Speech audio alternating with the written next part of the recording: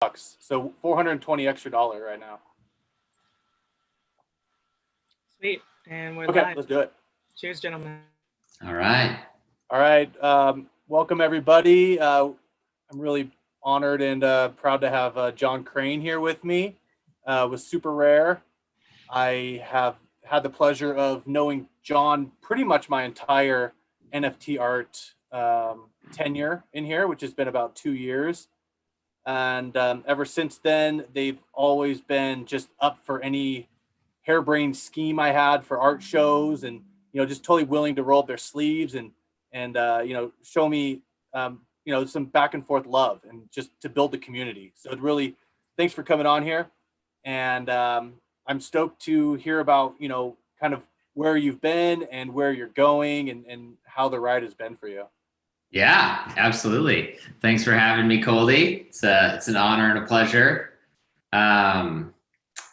Yeah, and so I mean, things are great. I'm sure as everybody knows, NFTs are all the rage this summer and fall. But it was certainly not the case 2 years ago when we started. It's been it's been a fascinating journey, and I think super interesting. Kind of starting from at least on SuperRares, like checking the activity feed, you're like, oh, a new thing happened. Like I'm on top of stuff, and now it's you're like, I gotta scroll for days. So yeah, it's super exciting seeing all the growth and so many new artists coming into NFTs and crypto art, and also new collectors. It's pretty crazy. Yeah, I mean, it's super crazy. I mean, from both of us, we have slightly different perspectives, but we're scrolling the same feed, right? So, for some people who are new to the space, let's go back down memory lane for a bit. I can hop in at least maybe it was up for like a couple months, maybe 1 or 2 months before. I know Hackatow and Robbie and Xcopy were in like maybe a month or so before me. And I can say from experience that when I came on there was no market. There's a couple whales, that were showing love, but the prices that were being paid and the frequency of those sales dwarfs in comparison to anything that's happening now.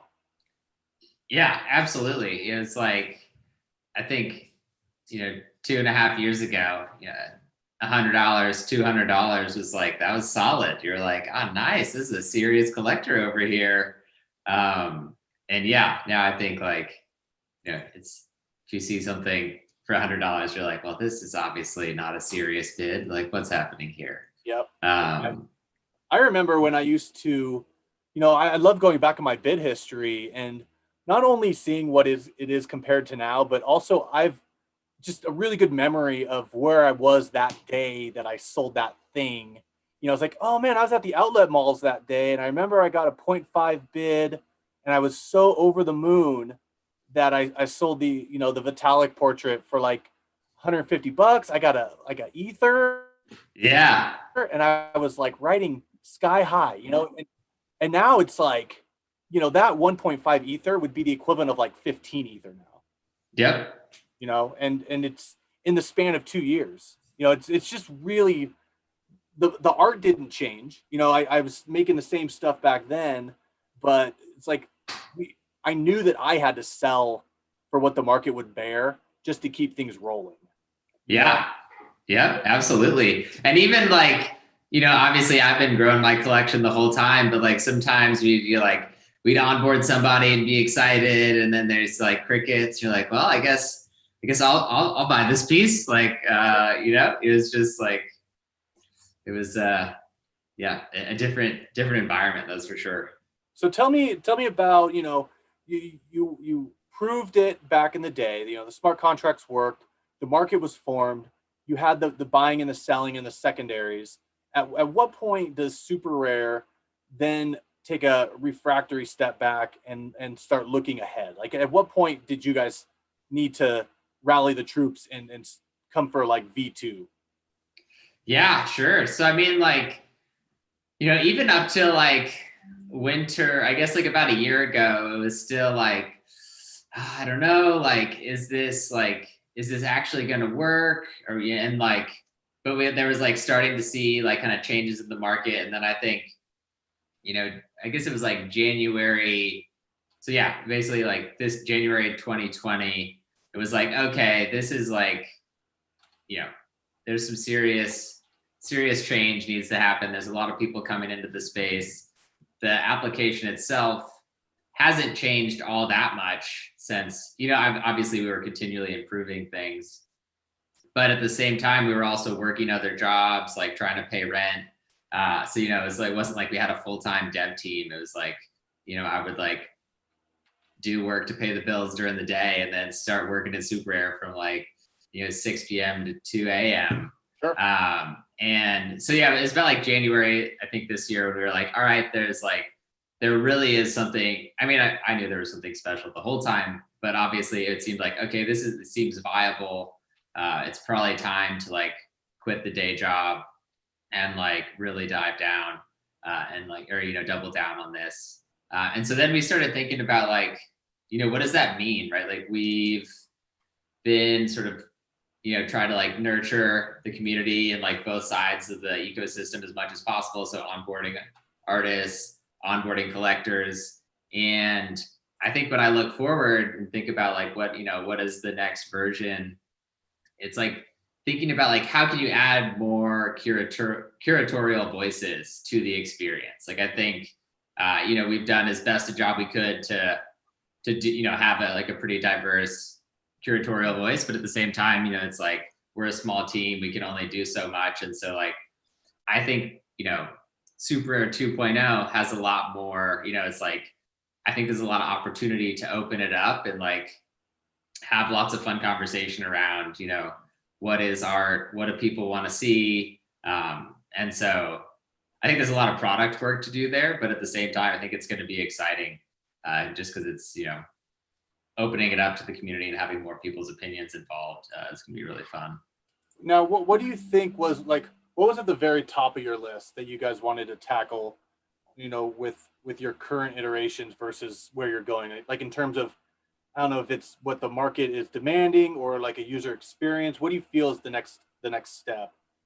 So we are, as I think we might have hinted to you, we are launching an improved auctioning mechanism. I think that's like the first thing where it's like, it really is still like the first version of the auctioning system. And it's, it's not even really an auctioning system. People can place bids or offers, but it's more like people just offering a price and you can kind of take it or leave it.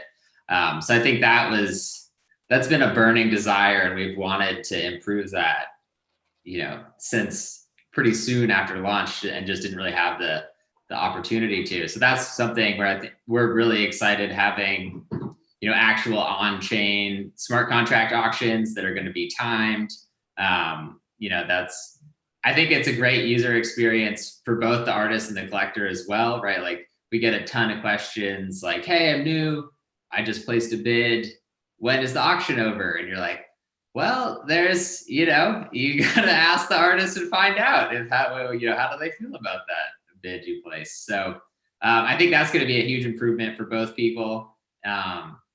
And then I'd say next up on the list is just like also thinking through like, kind of in addition to expanding, like it's kind of like the curatorial voice and adding more, like onboarding more people. I think the search and discovery is also extremely important. So on one hand, you might want to have like a very utilitarian tool to like search through. It's like maybe you're looking for a specific size or a specific type of art, or I want something from this artist that's never been purchased before or something like that. And then on the UX and discovery, this is where I think there's a huge opportunity. I think we have these platforms where people are issuing NFTs, but when you think about art, like it's not the same as, it's not content where you think about something like a YouTube where it's like, all right, you just want to get as much out there as possible. Let's have like purely algorithmic curation. People are just going to be consuming things. And it's sort of the opposite with art, where like you want people to pause and be thoughtful. And it's like more is certainly not better. So how do you build UX around that? Like, what's the discovery experience like? And I think there's just like sort of like research to be done to discover how that should work. Because a lot of the patterns that we have, from platforms like Instagram and Facebook are more designed to get you to just do a lot of things. And so I think we want to try to design it to be a different experience. So that's a fun thing that's kind of still up in the air. Like no one really knows the answer, and it's all about testing things out. Yeah, I can say, because, I started as an artist, obviously, but then I quickly found an urge to support the other me's around there, because like, someone would support me with buying my art, and it's almost like where the story of like a dollar feeds the town, right? Where if you could take your dollar, then the dollar you take, you could pay somebody else that same dollar, and that dollar, it there's so much value in doing that I found that when I made an art sale, I would take a portion of my earnings and then buy someone else's art, and it's kind of like you're paying it forward, and at the same time, then I became a collector, and I never had the wall space to own a painting. I never had the ability to be an artist or a collector. But now in SuperRare, I was around, like, first of all, they were friends, and then also they were talented artists. So being able to then kind of flip it over and then be on the other side, I found super interesting and valuable in its own ways. And I still remember, before your UI search improved to now where there's like filters, like the little toggle buttons. Yeah. There was a skill to searching the depths of SuperRare. Like, and there was like, I would be bored some night having a couple IPAs and just be like, I want to dig deep into generative art, right? Yeah.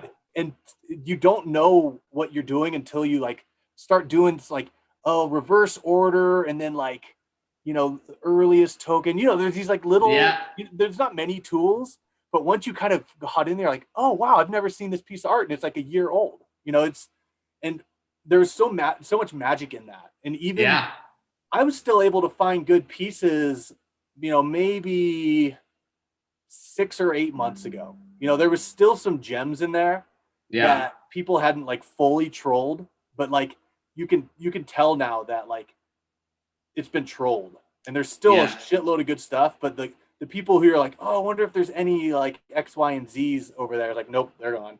Yeah.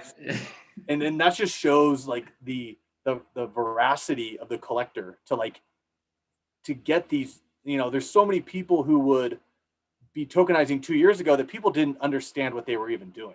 It sat around because people still didn't understand. And, still someone so like, early. say like a Sarah Zucker or somebody who like was doing super sick stuff the whole time. It just took a second for everyone to like wake up, and like get it. And it's easier to find stuff now, but it's also harder to find the hard, the hard to find stuff. Well, and I was there, like you said, right? It was a little bit magical, and it wasn't, like the interface still kind of sucked a little bit. So you're like, had to do all these weird quirks. I would be like, I remember like, all right, you got to open it in a new tab, because if I accidentally click on it and I go back, I'm going to be at the top of the freaking page, and it's going to take me approximately 5 minutes to get back down here. And just like so many things like that where, maybe it was great that that's how it worked, because it added this quirkiness, it wasn't totally refined. So yeah, that is so funny. I have like cursed you guys so many times because of that. Like I'll be like we're talking 40 minutes deep on a SuperRare deep scroll, right? So my scroll time was 20 minutes to get that far, and then I forget that one time to right click, open new. I'm like, no. It's like, I've been there too. I'm like, who makes this website? This is horrible. And you're like, oh wait, it's me. I guess I should get back to work. Man. So and with that, I'm super stoked that you guys are, doing new stuff, upgrading your, I don't know, like is it a whole new contract you're releasing, or what? How is that gonna go down? Yeah, so it's we're gonna add a specific kind of like auction marketplace contract. So it'll be kind of separate from the one that has like the list prices. But yeah, so it's like basically an additional contract that you can use if you're setting an auction. Are you guys changing any of the like?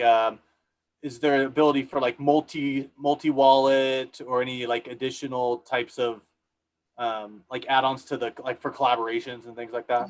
Yeah, so we're hoping to have splits out like in December or so. So that the splits won't be part of this upgrade, but that is another one that's like, has been asked for a while, and I think would just be so cool, right? It's like part of the power of this technology is being able to do those things in real time.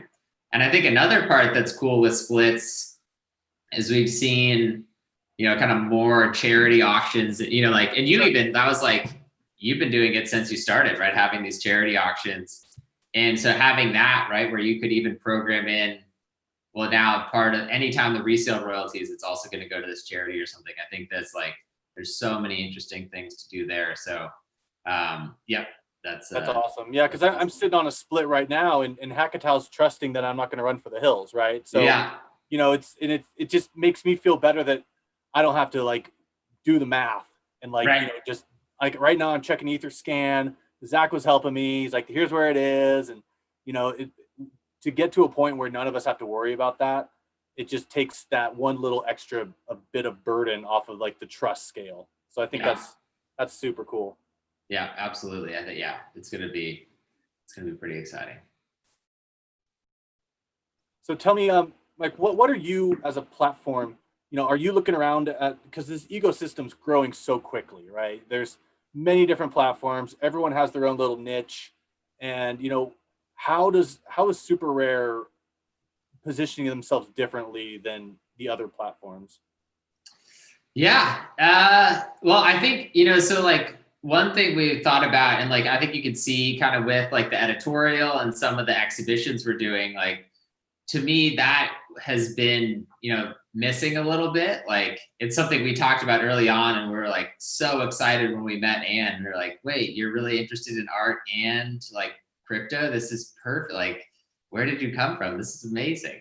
And so to see her kind of like run with the curatorial experiments that we've been doing and like thinking through like, okay, it's great that we have like a working marketplace and we can like help these people come together. But at the same time, like, who's telling the story? Like, how do we like bring out, which like, to me, that's like a huge part of the art. It's like like a huge part of why I love your art is because I know you, and like I have all this backstory. It's like, if you're just looking at something purely on the aesthetics, it means one thing. And then like, once you learn the backstory of why a piece of art was created, it's a totally different thing. And so I think one thing that's kind of helped set us apart is really like, is a concerted effort. We're like, okay, this is a really important thing. We want to be putting just like time, resources, like how do we like, kind of raise awareness and help tell the story as best we can, like to do, to really do justice to the artworks and the artists who are, kind of like making this ecosystem happen. So I think that's one thing, just like really focusing on that. Yeah. And then I don't know, I guess like, again, I think we've always had kind of like simplicity has also been part of it, right? Like, I think it's so easy to philosophize about like, what's the best way to do this thing, or like, and like a huge part of the inspiration for SuperRare was like, well, let's, like, finance is cool and all, and like Ethereum and like all these things, but like, that's not what like, I don't get up and I'm like, yes, like this is so cool, finance in the morning. Like, for me, I was like, well, what am I into? Like, I'm super into generative art, and like, I like art collecting, and I think digital art's going to be important. And so like, we had the idea, and it was like, okay, well, instead of designing the perfect system, let's design the smallest useful system and like see how that goes. And I think that's kind of been like a huge part of our ethos generally, is like really keeping it simple, trying to keep the messaging simple. Like, that was part of the original decision to only have the 101s, is like, more features is not necessarily better. And so I'd say probably those two things stick out to me. So let's kind of talk about the types of art that you see, maybe not trending in the space, but there's been a shift where there's a lot of 3D like motion graphics types of stuff. Yeah. Is Super Rare? Is that like is that just where the hot stuff is at, or where do you see the styles of art? Because there's so many. It's hard when I'm scrolling the feed. There's so many different types of art, and being able to, I would say like being able to filter those types of art would be a huge benefit to somebody. Let's say somebody's into watercolors, and is that something in the new platform where people are going to be able to locate the types of art they're looking for? Yeah, absolutely. Yeah, when I talk about like the discovery ability, it's like, I like to think about like a museum where it's like, okay, I want to go to like this section, and like, I don't necessarily know what I'm going to find, but like, it's, getting rid of I know what I'm not going to go see over there. So absolutely. I think, it was actually the first question my mom asked. I showed her the website, and she was like, after she was like, what the hell is this? Like, I thought you were going to get a job. She was like, this is amazing. Like, I want to see all the landscape, all the landscapes. And I was like, oh yeah, well, you can't do that, but you can look at everything if you want. And so, yeah, it's a supernatural, I think, way that people want to kind of like discover and like browse.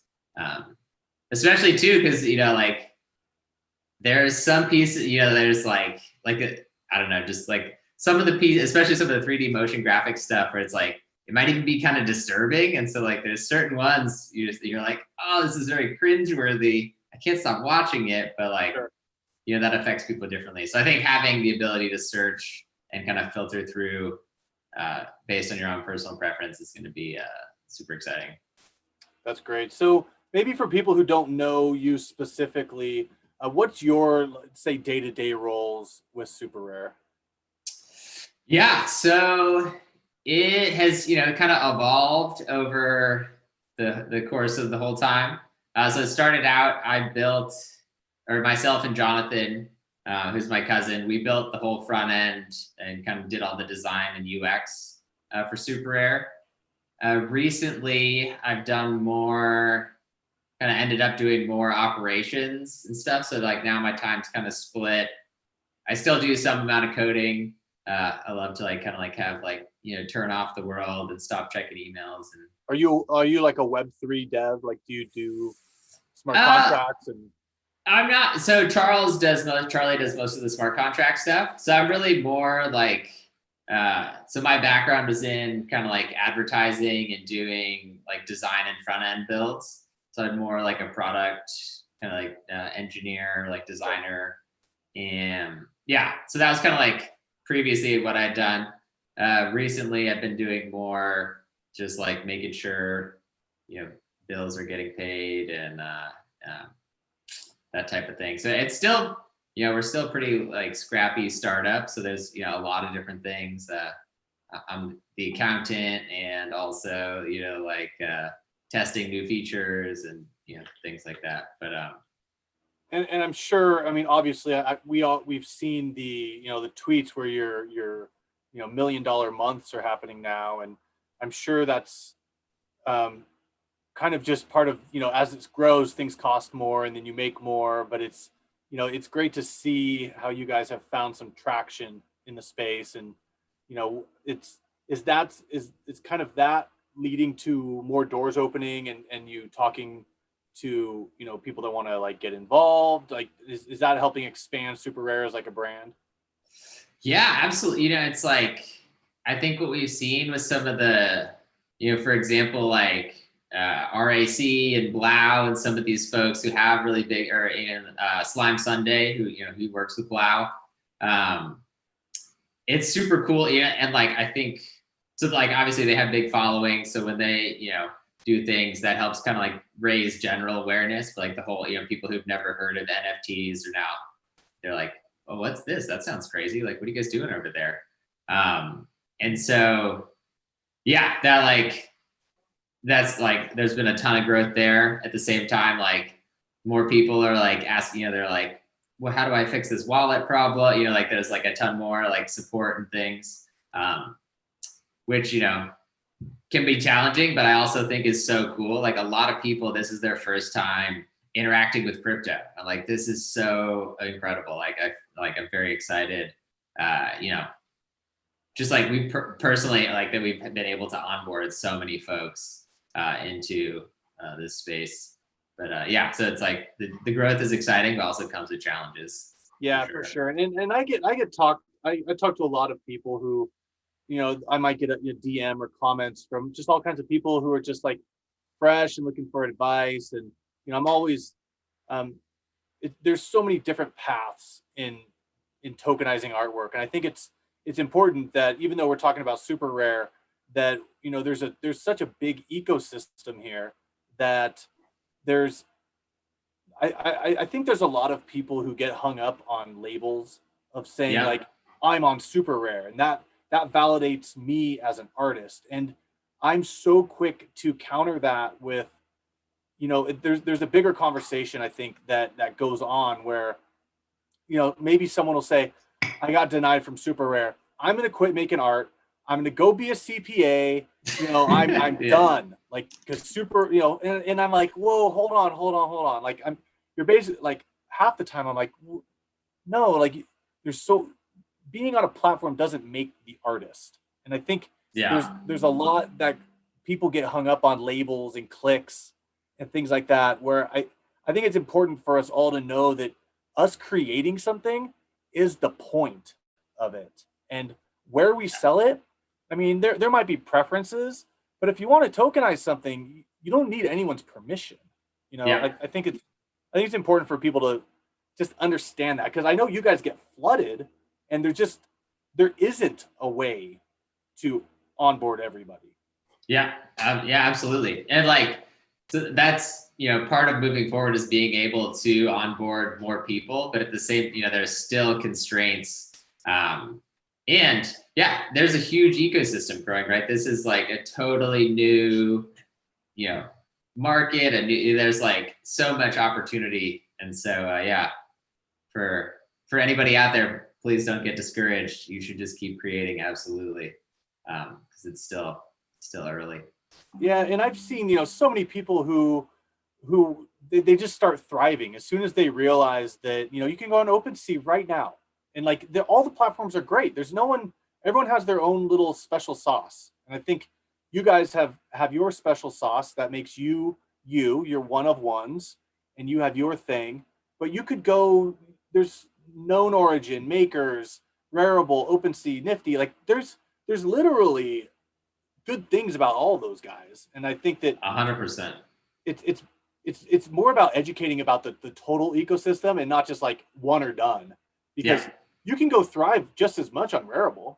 You are making good art, people are going to find you. So I just to anybody who's watching, because there's so many times where I get hit up and I just have to like almost have like a pep talk, like a person, like it's like self-love. It's like, dude, don't beat yourself up. Like who cares, but like, make art. I think that's.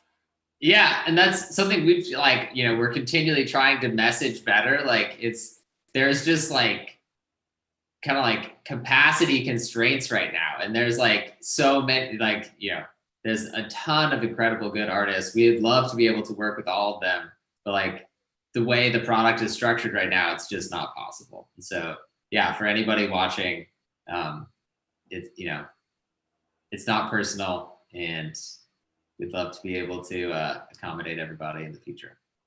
So where do you see SuperRare in, let's do a projection. Like, let's go not like a year from now. I want to know, like, if you have like, let's say 5 years, which is silly to even say, but what is your goal as a platform in 5 years from now? Yeah. So, I mean, kind of like internally, we like to say like, we're creating the art platform of the future, which, means a whole lot of whatever you want it to mean. Sure. But like, I think for me, like part of like the motivation to create SuperRare was like, I always felt like art was this like, like for me, it was always like a personal outlet. I was a big doodler. Like I was always doodling things. And when I discovered that you could like write code that would make doodles, this was mind blowing to me. I was like, wait, I could draw like 1,000 circles in 1 second. Like this is game changing. Like this is so crazy. But then, you know, like I was living in New York, in Brooklyn, like I had friends who were part of art collectives and like who were like, you know, ran galleries. And what I always found kind of fascinating was that like, you know, like I never felt like I fit in. It was like, I'm like not cool enough to be here. Like, I don't know, like it seems like no one like can't, you know, like, I don't know. It was just like I didn't fit the scene. And so like part of what I want is like I want Super to be this like huge welcoming art community. So it's like I don't know how serious you are about your art, like maybe you're the most serious artist in the world, or like this is a hobby for you, but like here's where you can find people who are really excited about creating art and collecting art and like talking about it. And so really we're trying to build tools that just facilitate all of that. So that includes like, you know, what does it mean for people to display their art? I think 5 years from now, like the VR experiences are going to be way crazier, and you're going to have like, you know, it's going to like talk about like being able to like walk through a museum and find crazy art on SuperRare. I think like just thinking about like what does VR mean for the creation of art and art collecting, and like what does AR mean for that, right? I think those tools are just, they're growing exponentially in their capabilities, and just like, so I think there's going to be pretty heavy integrations, like being able to display art in virtual reality and kind of like mixed reality with AR. And then just like, I think there's still so much to do around, you know, like telling, like the art storytelling. For me, that's like one of the most fun parts. Like I love the editorial, just like you know, feeling like I get to meet an artist is like a, you know, their studio tour or something like that. Sure. And so I think just, you know, I don't know if that exactly answers your question, but I think it's like really like growing the community and then kind of continuing to push the boundaries for like this, you know, what is art and like, what does it mean to display, curate? Like, I think we don't even really know. So I think it's just going to be, but there's a lot to do with VR, AR, curation and storytelling. Yeah, I think, you know, especially when you added the GLB file, Yeah. that opened up a whole marketplace for the people like, you know, Giant Swan, or, you know, even people like, you know, Angie. There's all kinds of people who are finding new mediums in this time and space that it's, you know, even me, like I'll pop on VR and I'll literally feel like I'm in kindergarten for the first time with a pen, and I'm like Yeah. drawing a sloppy line, but to me Sure. it's like the most profound sloppy line I've ever drawn. Yep. And I think that's where a lot of experimentation leads to beautiful accidents, right? Yeah. And it's seeing people take those risks, and they're not risks, right? It's a piece of art, Yeah. and to me, I always gravitate towards the person who gets out of their comfort zone, because that's where the, you know, the real growth happens. Like I could do Coldy portraits every day, but that's not fulfilling all the time, right? Yeah. Sure. I need to let my freak flag fly and like fall on my face really hard, right? Yeah. And in that process, I'll realize that holy shit, VR is rad. I need to spend more time. And now that there's outlets like on your site to enable that, it doesn't give me the band-aid of saying, oh well, you know, SuperRare doesn't do it, or so and so. So I'm gonna wait. Yeah. You're enabling me to take chances, which I think is awesome. Yeah, well, I love to hear that. And I think, like you're saying, like you get the kid in the candy store sensation when you're like playing with these new tools. And I think about like, your generative art's amazing, but and like now you can add elements of sound, so it's kind of like immersive. And so it's like there's just so many fun tools to play with, and it's this huge creative surface area. And I'm really excited to see, you know, where it goes. Yeah, and that kind of brings up another point that I'm sure is a huge consideration is, you know, the trademark and the you know the rights of using things. And it's, you know, I know that the terms and it's got to be a challenge in a sense where it's like you're opening up the floodgates where people are able to put their own, audio tracks on there.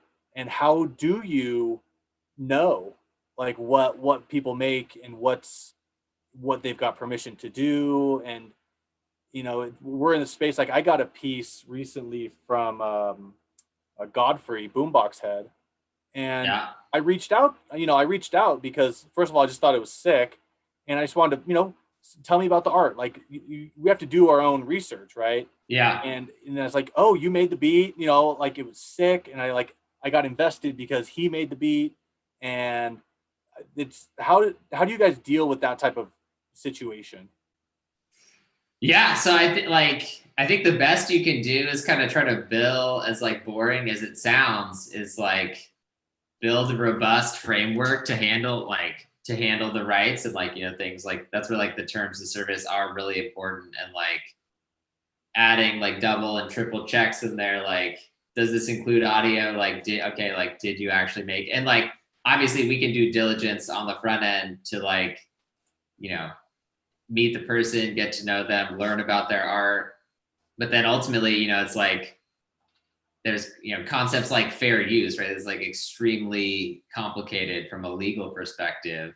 And so that's where I think it's like the best you can do is have a good framework and like kind of rely on that. And so like, we talked to a bunch of folks kind of like in the crypto law space, just because I think like, the more we can kind of codify and agree on standards, the better all the different platforms and tools will be for everybody. It's fascinating because I end up feeling like an old fogey in the situation, because like it's almost like I remember the days, and it's the speed of crypto and the speed of accelerating development. It, even as an artist, it's back in the day before crypto, if I made 12 canvas artworks in a year, I felt like I'd be killing it. Like that's a good Yeah. And now, I think I just did my 100th token in 2 years. So like I'm on a 50 a year clip, or maybe a little less, but it's to be in crypto, you almost have to embrace this warp speed. And not that you have to over tokenize, but things happen so quickly and so like dynamically. Embrace the chaos. Yeah, it's and just thinking about like what that has done for me to like learn how to create more efficiently, and but at the same time it's permanent on the blockchain. So if you have a shit idea, you have to live with that, That's true. Yeah. and that's scary, because there was a time where I was testing different assumptions where I thought it would be cool to do like one night charrettes, like trying to be, I didn't even know who Beeple was, but I was like, I'm gonna like crank some shit out. Well, I'm not Beeple. Like, I would do a one night thing and it would look like a one night thing, Yeah. and then it would sit there for like a week or two, and I was like, wow, that thing really sucks. And I would just, at one point I just like cleared house. I burned like 8 tokens one night. I didn't tell anybody. I was just like, okay, Yeah. clean house, because at the same time I wouldn't want somebody, you have to put your best foot forward, especially once it's sold. You can't get that thing back. Yeah. So it's made me look at my quality a whole lot closer now that the stakes are, they're not higher, but there's more eyeballs on the scene. It's not 3 people scrolling the activity feed. It's a way bigger ecosystem. Yeah. Yep. Absolutely. Yeah, it is. It's like, it's funny, because like I feel like we're used to, it's like, oh, I could delete that tweet, or like, it's like, oh, there's even if you burn it, there's a record of you making it, like it's Sure. yeah, it's an interesting kind of shift, thinking about it anyway. Yeah. So what else, like what do you like to do, like besides, like I know SuperRare is probably like a 24/7 type of thing. But Yeah. are you a surfer? Well, what do you do? Yeah. So yeah, I love surfing and working on SuperRare. I'd say those are my two hobbies. No, but yeah, grew up surfing. So I grew up on the West Coast, and then lived in Brooklyn for a long time, back out in California. Also do I love skateboarding. I was actually, when I was younger, I did a lot more skating than surfing. So, yeah, big. I'm like the old guy at the skate park now with like tons of pads and stuff. You know, like the 5-year-olds are making fun of me, but Sure. it's still fun. And then, yeah, I mean, I don't get nearly enough time to do it. Time is to like, you know, like kind of like creative weekends or anything. And I used to love to just like hang out and like, I mean, kind of how I got into programming was like discovering that you could use programming to like do visual art. And so like processing was kind of like why I got into this space. So occasionally I'll still like, you know, smoke a bowl and just like be like coding up weird kind of like math inspired art. Man, have you ever tokenized anything?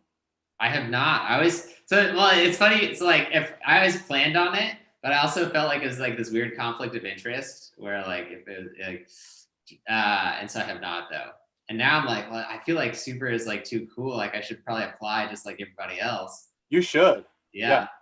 But yeah, so like that was like, I had like kind of like a math brain, and so like loved like the art in math, so kind of like random number, and that was kind of like fascinating for me with processing. Is like a lot of my doodles were like somewhat random, and then being able to like program that in, it was just like incredible. I was like, I just got so much better at this because I can literally try things so quickly. So yeah, I'd say those are my, and I guess I'm like also pretty into gardening. So I had a really sweet garden this summer, lots of tomatoes. I just planted my first garden. It's almost like a bucket list thing. It's like I've never done a garden. Yeah. And I was like, maybe I just want to see if I want to do it. And now, like, if I miss my watering, like I'm pissed off and I'm running outside. I'm like, my poor plants. It's so sad when they're wilting. You're Oh, like, I'm God, sorry. like, Oh my God. Yeah. What'd you grow in the garden? I started in the summer, so I had like 4 squash plants. I had tomatoes, some beans, like some like green beans. Yeah. I tried to do a watermelon and like I kind of got one. So it's kind of like looking at what's even worth your time. Yeah. Like it's very like first world thing. It's like, okay, if I'm gonna be watering this thing for 6 months and I get one watermelon, I'm just gonna go to farmer's market and buy the watermelon. You know, it's very true. But when the squashes are popping, I'm like, I'm eating hummus and squash like a fiend. You know, like it's rewarding. It's just like, it's almost like art. You're like, I created this thing. I'm gonna ingest it, and I know where it came from. So it's that was actually a really rewarding thing, and I'm still, you know, watering my tomatoes, and I feel like more a little connected to earth now that I'm like part of the growth process. Yeah. I feel like it gives you a new appreciation too. You're like, man, how do they fucking sell these things for so cheap at the store? Like it just took me like 20 hours to get 4 tomatoes. Yeah. No, I know. It's a labor of love. I always call them like my $50 squashes. Exactly. You know, it's not. I'm not in it to like save money. We'll just say that. No. Yeah. Get some vitamin D. Get outside. Exactly. So we got a couple minutes left. Do you want to like go through the site at all? Anything you want to like show off, or I mean, I can leave it up to you if there's anything you want to cover before we call it. Well, let's see. I guess one thing I could just mention, like we just launched the GenZ exhibit in Decentraland today. So updated the gallery. So if anyone has not checked it out yet, you definitely should. Yeah, it's super cool. I was there earlier for the opening. It was a lot of fun. So can we check it out now on the call? We can. We could try. My computer might light on fire, but okay. Send Coldy the link, and you want? I can light mine on fire if you don't want. Okay. Yeah. Let me do that for you real quick. And I was in there. I took Phoenix in there maybe a week or so ago, and it was such a rewarding experience to go up to the top and get to the dance floor up there. That was a good reveal. It's a really steep climb. I was afraid of falling. Yeah. I was out of breath. So I think that's the link. Okay, cool. Let me try. Yeah.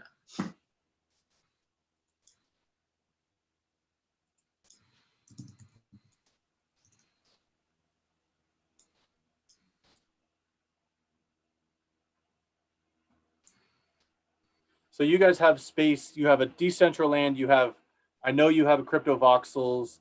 Do you guys have land in each of the metaverses? Do you have Somnium? We do not have a Somnium space yet, although it's on my list for sure. And then we also we've worked with Crain to put together some kind of custom Unity builds, which are, oh, what's up, Matt? We got Matt Kane in the house. Nice. I didn't know we were entering a party. This is sick. I feel on. Oh, and Merspin's there and Felocious. Wow. Okay. Perfect timing. Oh, this is sick. Beautiful, really beautiful. Yeah, I like how open and clean your places and how big the artworks are. They really have a chance to like be on their own. Yeah, the Decentraland team really helped us put this together. Everyone over there is incredible. We have I have a one-on-one. I'm talking to Fuocious tomorrow, so I'm excited to kind of see how she's evolving. Every week is something new for Fuocious. Oh. This is sick. I love it. Yeah, it's really great. Also, surprise, everyone was there. It's cool. And I have yet to go in here on VR, but I need to do that. I actually just got my Quest too. Pretty excited.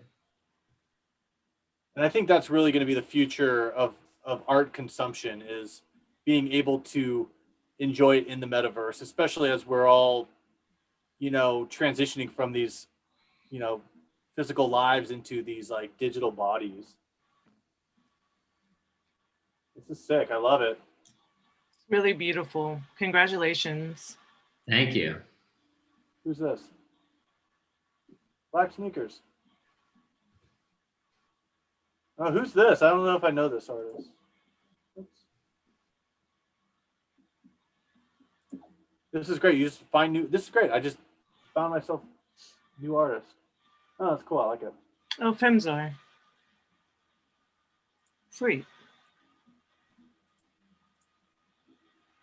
This is awesome. Well, you guys keep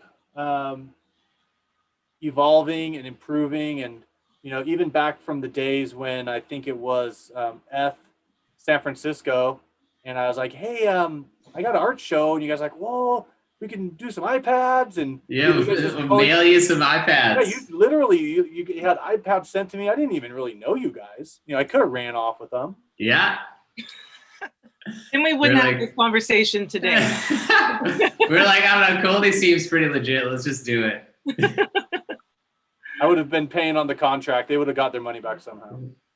Speaking of seeming legit, I can definitely say that my impression of you guys and what I gather from being out and about in the cryptoverse is that the SuperRare team has a lot of integrity, and I just think that's great, because there is a lot of kind of weird things happening, out there in the cryptoverse, and it's nice when you know that your brand is built with a strong foundation of integrity, and people trust that and they rely upon that, and no matter what is said out anywhere, there's that strong backing of, well, I don't know if that's really true, because John and the guys, they have a lot of integrity. So I don't really see that being the case. Do you know what I mean? Yeah. It's really nice that, to witness that from others, and then to just have witnessed that myself in chatting with you guys and working with you guys. So, kudos. And it's hard to build a crypto company. It's hard to build a company period, but especially I think a crypto company. So, more power to you guys. Like this is great. You guys are really moving forward in a fierce way and trying to bring the best of the best to the artists, and that's greatly appreciated. Awesome. Well, it feels great to hear you say that, because we definitely, have integrity has kind of been at the core of what we've been doing the whole time, at least, And it is true, it's like, it's funny being in crypto and there's like so many opportunists and like, it's it can be hard to filter through. So I'm glad it's coming through anyway. Yeah. I feel like I'm on the Gravitron, like at the fair where you get sucked against the wall. This is my Love favorite it. part. Yeah. Yeah.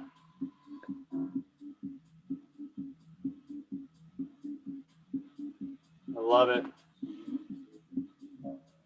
Pumpkins. And all Halloweened out. Man, way to go, you guys. This is great. I thought the pumpkins were a cool touch. I love They Halloween. are. How long did it take you guys to build this gallery with the help of Decentraland?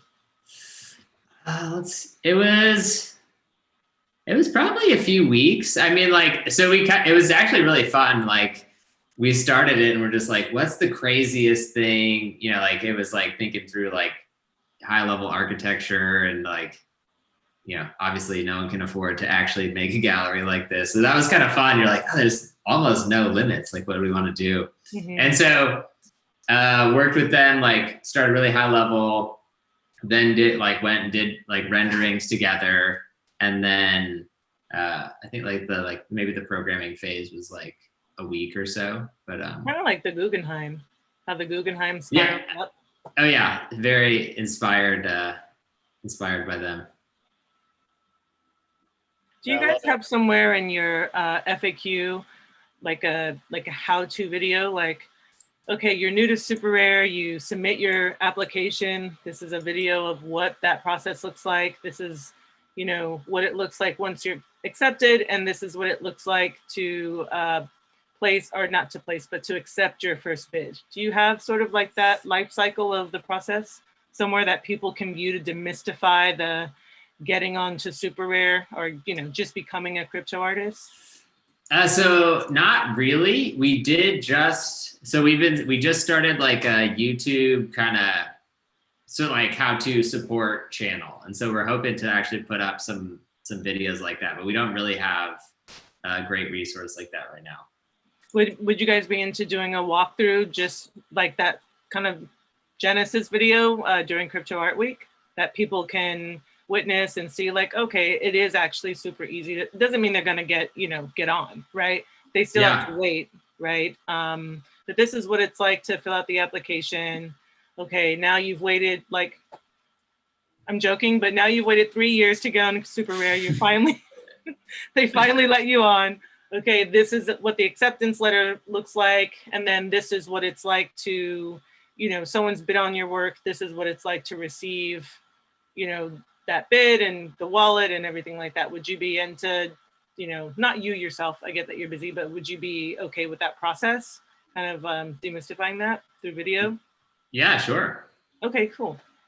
That would be great. I think because I get a lot of questions. And since now I have a Twitter, people are like hitting me up like, is it really that easy?